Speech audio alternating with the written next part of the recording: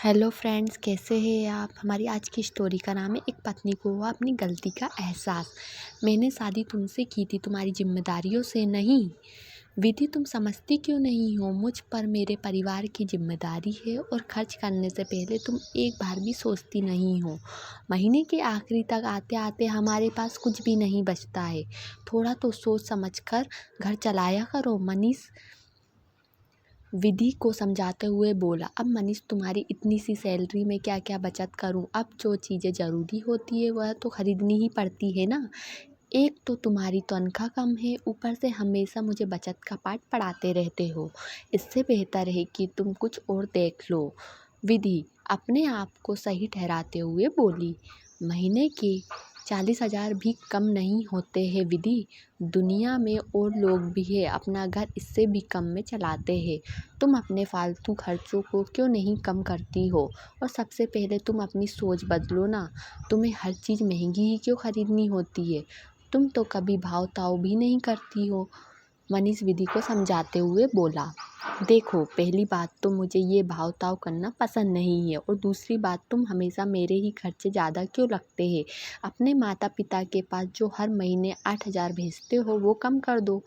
अब तुम्हारी भी गृहस्थी है, ज़रूरी है क्या उनके पास पैसे भेजना। वो अपना खुद नहीं कर सकते हैं क्या। विधि, कैसे बातें कर रही हो तुम, कम से कम मेरी बात तो सुनो। क्यों सुनूं तुम्हारी बात। अगर बीवी के खर्चे नहीं उठा सकते थे तो शादी क्यों की थी। बस हर बात में पत्नी को ही दबाना है। घर तुम्हारा पत्नी संभालेंगी, तुम्हारा हर काम पत्नी करेंगी, लेकिन पैसे तुम्हें माता पिता को भेजना है। भला ये क्या बात हुई। अगर मुझे शादी से पहले पता होता ये सब तो मैं तुमसे शादी ही नहीं करती। कम से कम ये सब तो नहीं झेलना पड़ता। विधि, शादी से पहले कौन सा झूठ बोलकर मैंने तुमसे शादी की थी। तुम्हें साफ पता था कि मेरी सैलरी 40,000 है। हमने साफ साफ सब बता दिया था। मैं घर का बड़ा बेटा हूँ, मुझसे छोटी 2 बहनें हैं।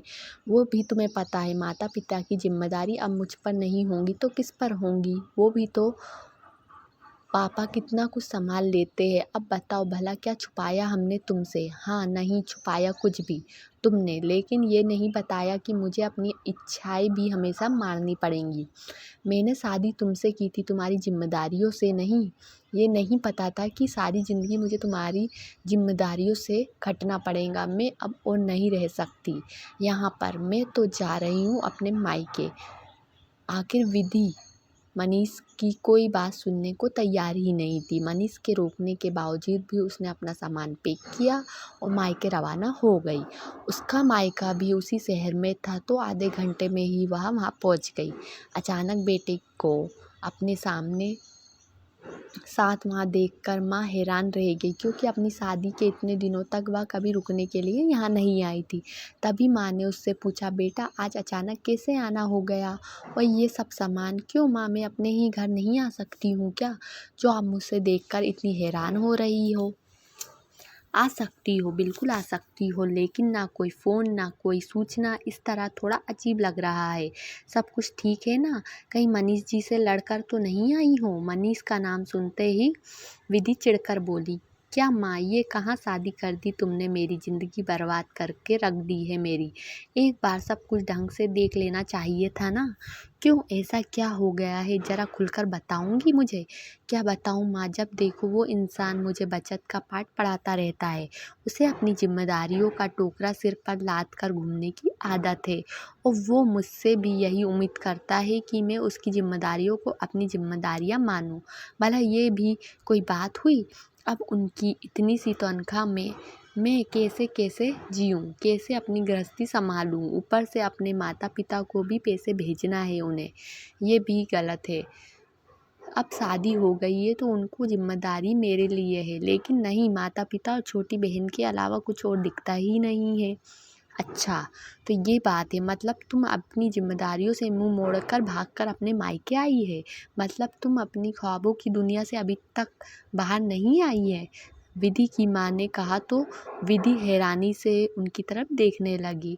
फिर बोली, माँ ये कैसी बातें कर रही हो?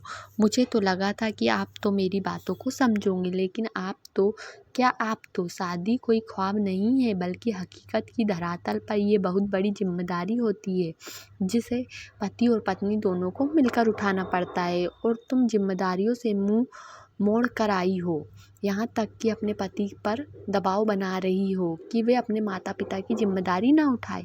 भला क्यों बचपन में माता पिता ने तुम्हारी जिम्मेदारी उठाने से इनकार नहीं किया था? अब उनको तुम्हारी ज़रूरत है तो तुम जिम्मेदारी मत उठाओ। और अगर पति की तनख्वाह कम लग रही है तो बेटा तुम भी तो पढ़ी लिखी हो, तुम क्यों नहीं उसके साथ मिलकर कमा सकती हो? क्यों नहीं उसका हाथ बटाती हो? आधी आधी बांट सकती हो। तेरा पति तो घर के कामों में भी तुम्हारी मदद करता है, फिर भला तुम उसकी मदद क्यों नहीं कर सकती हो? अपनी कमियों का रोना मत रो, बल्कि मिलकर उनकी कमियों पर कैसे निजात पाना है वो सोचो। आखिर माँ की बातें विधि को समझ में आ रही थी। आखिर माँ गलत तो नहीं कह रही है, वो भी तो पढ़ी लिखी है, तो वो भी तो मनीष के साथ कंधे से कंधा मिलाकर चल सकती है। जैसे मनीष घर के कामों में उसकी मदद कराता है, वैसे वो भी तो उसकी मदद कर सकती थी। आखिर उसकी समझ में आ गई और कुछ देर रुक कर वो वापस अपने पति के घर के लिए रवाना हो गई। आखिर माँ ने सही तो कहा है कि छोटी छोटी बातों पर घर टूटने से बेहतर है कि उस कमी को दूर कैसे किया जाए, उस पर काम कैसे करें। तो फ्रेंड्स, ये तो थी हमारी आज की स्टोरी। अगर आपको अच्छी लगी हो तो प्लीज़ चैनल को लाइक, सब्सक्राइब और शेयर ज़रूर कीजिएगा। Thank you.